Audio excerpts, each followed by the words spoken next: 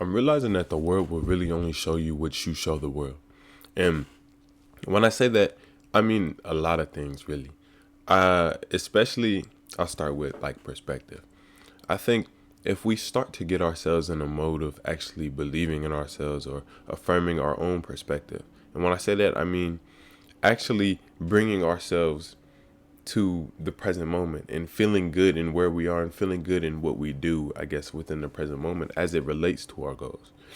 And when I say as it relates to our goals, I really hope to extend the idea that a lot of the work that people put into their goals and whatnot is more so a work over themselves.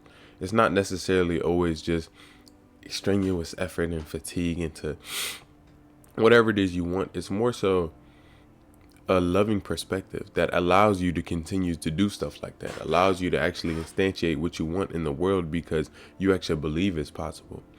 And that's why I think everything at first has to be given to you by you. I think a lot of us wait for the world to show us what we have yet to show the world. And I also mean that with our desire.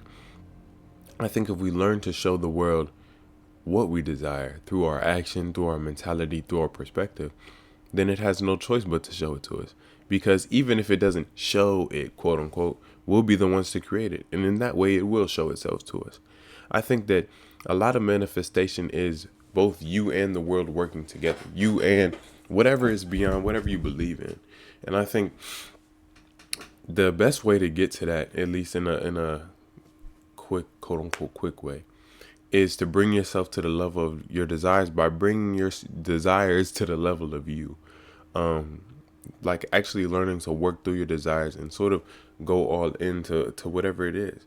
I think that, you know, going all into your desires is not necessarily to say putting all your eggs in one basket, working yourself to fatigue, using all your energy. Is more so commitment to the idea, commitment to the belief that you actually can achieve something, and giving yourself the necessary validation and care to actually move towards that certain something. I think a lot of us, when working towards our goals, we wait for affirmation. We wait for the world to show us signs that we're working in a good way. And I think it's always sort of showing us those things. I think when you feel some type of positivity when you work towards your goal, you're already feeling it. I think we just have to learn how to be grateful for what we do receive. And sometimes it may not be a physical equivalent. Sometimes it may only be a mental or physical or internal, spiritual, whatever feeling. And I think it's that feeling that we're actually working towards in the first place. Whenever we achieve anything, it's always how we feel. And I think that if we can just teach ourselves, or at least incline our minds to um, reap, to harvest more positive thoughts, then a lot of our life will be more positive. I'm recognizing that our mind truly, our subconscious mind, or whatever, is really just a garden of our thoughts. And whatever we think, or whatever we feel about we think, is what plants the seed into this garden. And if we want to reap what we sow in a way, then we have to just be intent on what we sow. Because I think a lot of us are always sowing certain things. And I think when living in the past, we're sowing the seeds of the past. And that's why I feel like we always loop back to it. We feel like life is sort of looping itself, or it's getting repetitive, or it's this, that, and the other. Because we haven't interjected anything new into it. We haven't shown the world anything new. So all it is doing is reflecting what we are and reflecting what thoughts we currently have about the world and thoughts we currently have about ourselves. I think a lot of us recognize that when we actually do grow, it's a shift in perspective of ourselves. And maybe we need to show ourselves that we're different. Maybe we need the world to show us, quote unquote. But a lot of times it's you showing yourself through the world. Like if you say to yourself, "Oh, I practiced for this so long. I know I'm confident. I'm just waiting for the opportunity." And then you get to that opportunity, you've already done it in a sense.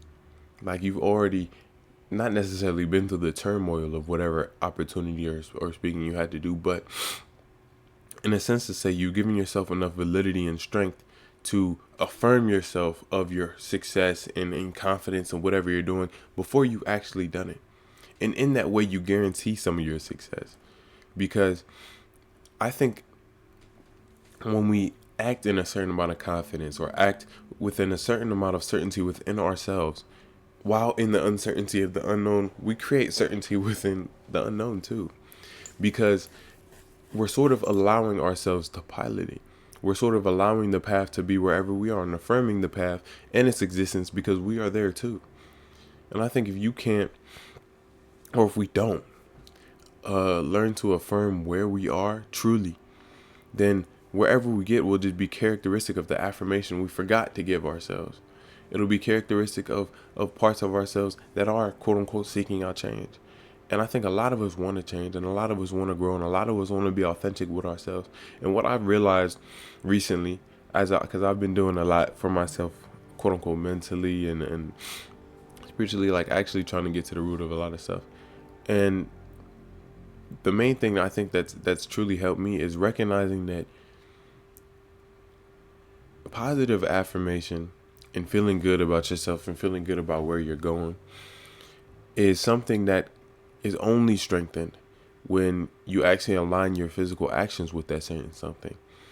I think it's easier to get your mind to believe you're deserving of something, your mind to believe that you can actually achieve something if you start to work, if you start to put yourself into that mode or that idea, like acting as if this certain something is already coming into your grasp. And I think that works in the same way as the presentation thing. I think when we act with a certain amount of confidence that we can achieve something, then we just achieve it. It stops being about the world's handout and starts being about your creation. And I think when we live in our own creation and live in our ability to actually instantiate new things into the world, we instantiate them. And that's why I think it's important to give faith to yourself and sort of go all into yourself. Not in a selfish way either. Like, in my current experience, I've been just like getting back out into nature, reading, meditating especially. And it's not stuff that I necessarily have done for myself consistently, and I recognize a lot of subtle subconscious hues and hints. And when I say that, I mean, I notice a lot of my past within my present in terms of how I feel about certain things, and especially in terms about how I feel about myself given certain situations. And I think some of that is what prohibits us from actually moving towards a certain amount of our goals. Like with my current goals, which I won't necessarily disclose, I've noticed so much more drive, passion, and energy towards whatever it is that I actually wanted as soon as I let my guard down with perceptions, let my guard down with my own judgment, and said to myself that I'm going to achieve it. Period. And not allowing it to lie in this limbo of doubt, passion, reason, and motivation. I think when we leave it up to question, we often get answers that we don't like. I think it's more important to be the answer that you're looking for. Like, can I achieve this? And act in accordance to yes. And I think that's where our freedom, our salvation, blah, blah, blah is. Because once we can give ourselves enough to be in the present moment and to make the choices that lead to it, we'll recognize that our happiness is also there. Because if we're trying to do this thing to be happy, but we're already acting as if we have this thing, then we'll have the happiness too. And I think it's important for us to realize that our happiness should not be dependent on external expressions of achievement. I think that they should be more so, you should be happy in it of who you are, as long as you're conducting yourself in a way that you find amiable. And I think there's always honesty to it. I think you need to learn how to interact with your surroundings in a way that benefits you sometimes. But overall, I think we need to learn how to work in affection and appreciation of ourselves. I feel like when we actually move from a place of self-love, then anything that happens can be converted to its positive equivalent. I think in a lot of our flaws, we can also find strength, because if we're carrying those flaws and carrying those insecurities and stuff, and we're really that underprivileged when it comes to the world, I don't mean privilege in terms of anything societal, then to keep going, to be alive, to keep going where you are right now is a symbol of your strength. So just as much as you think you're weak, you're also strong. And I think it's important to give ourselves that and recognize that we are the ones who build who we are. It's about what we accept for ourselves.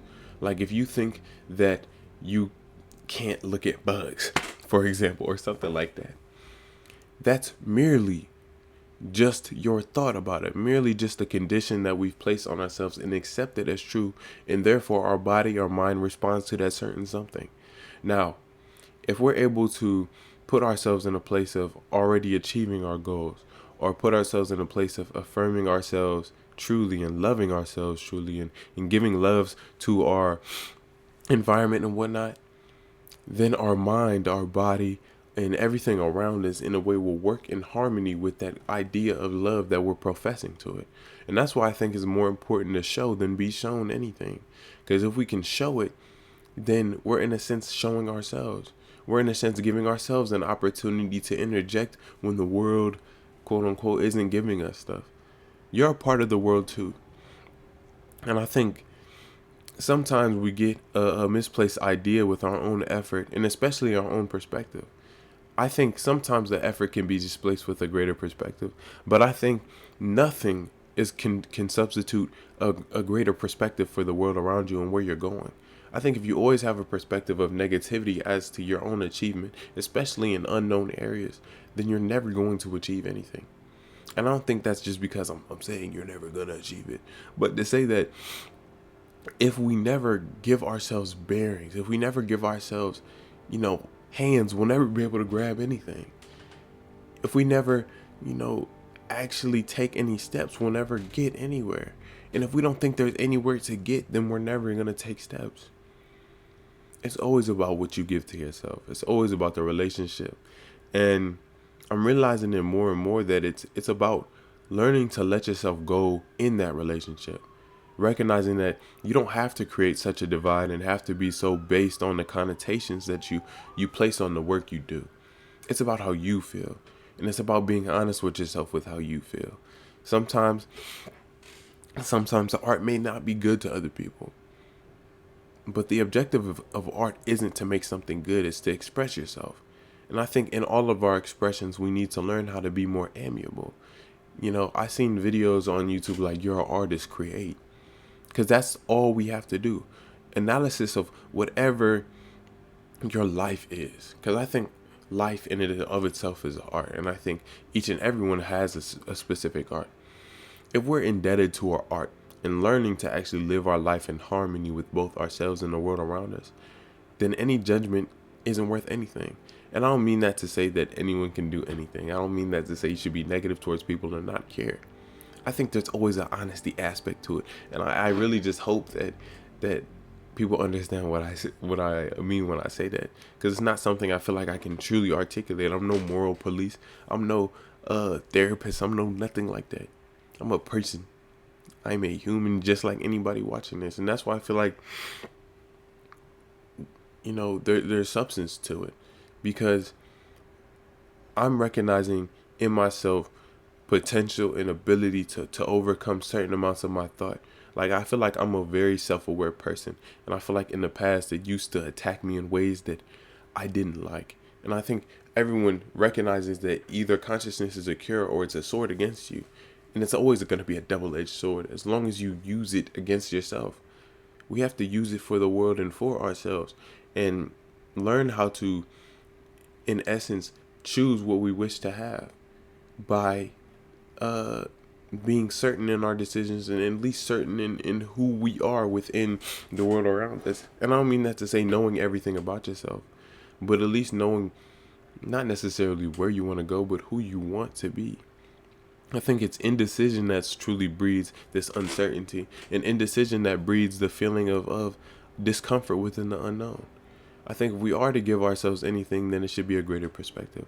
And that's why I feel like bringing yourself to the level of your desires, or actually instantiating to yourself that something's actually possible, is important. Because it's a choice that you're making, a perspective, a world that you're choosing to acknowledge and move towards. I think ideas are put in our heads for reasons. And I think anything is achievable if you know it is achievable. Especially those things you know is achievable. People have done it before.